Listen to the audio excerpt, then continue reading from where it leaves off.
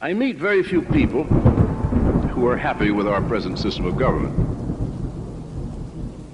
This is a society whose government doesn't hesitate to inflict the most brutal form of punishment and oppression upon people all over the world. In theory, the American government is supposed to represent the will of the majority. The people at large have never been included in the political process. You vote, elect politicians and do their job, which is not ridiculous.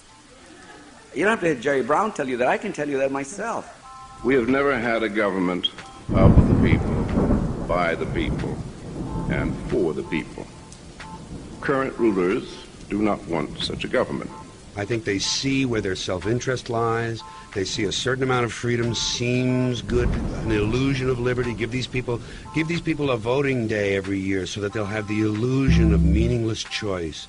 Meaningless choice that we go like slaves and say, "Oh, I voted." Our two-party system is actually a single-party system with two wings. Doesn't matter who gets elected president, we're going to be the same problem. We are, Democrat, Republican, some are a little better than others, but it's the same problem. It's not going to change. It's going to change only when the American people understand that you can't elect a politician, then they go and pass a law, and then they go over and assign a budget, and then you sit back. It's going to take care of itself. It doesn't. It's nonsense. Does it happen? Now, there can be no change in what we have under the present system because the interests of most people are not going to be represented, and so they do not vote. You can't go and tell people who are homeless, who are just unemployed, who are suffering pesticides, who are being exploited. You can't go tell them, go vote, it's going to take care of itself. They won't believe you because it's not true.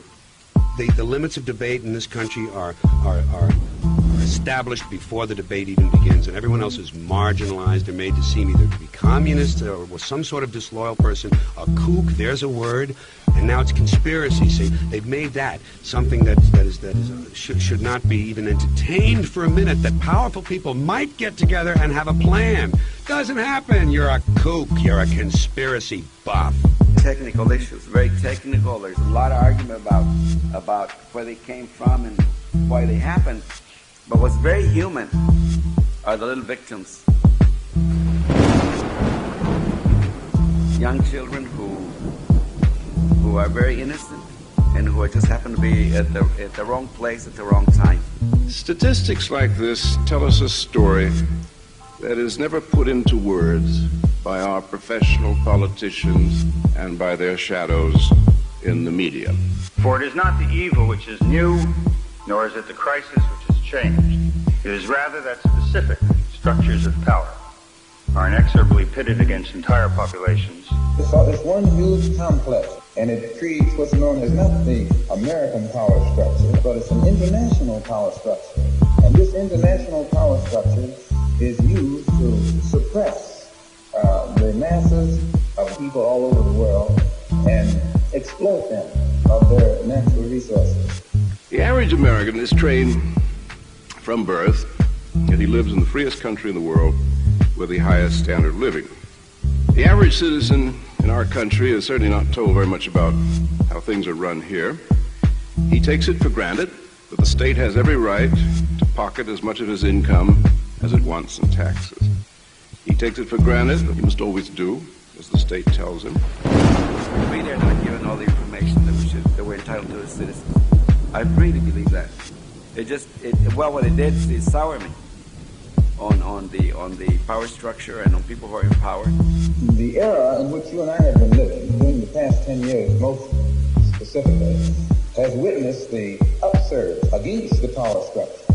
The newly awakened people all over the world pose a problem for what's known as Western interests, which is imperialism, colonialism, racism, and all these other vulturistic isms. Now the powers that be are beginning to see that this struggle on the outside is affecting, infecting the inside of that structure. And I hope you understand what I'm trying to say. They're not that strong.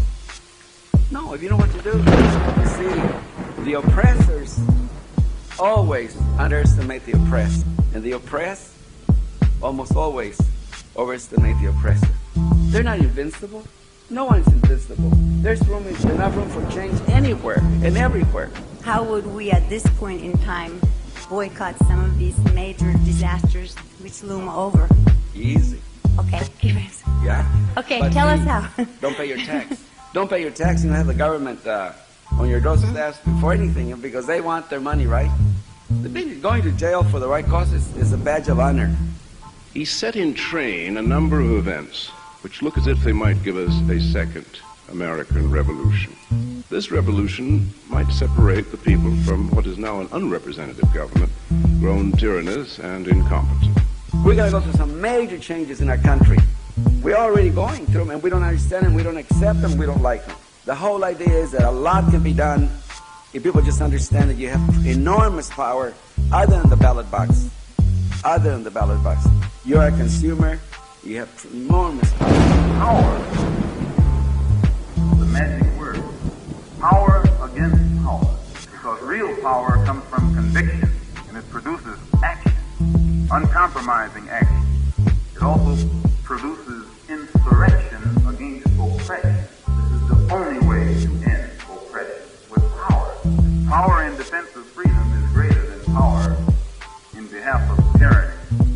I have been almost fanatically stressing the importance of uniting and working as a coalition, especially in areas which are of mutual benefit to all of us. I think everybody in this room ought to be thinking about it because not often does a generation have a chance to reshape its country.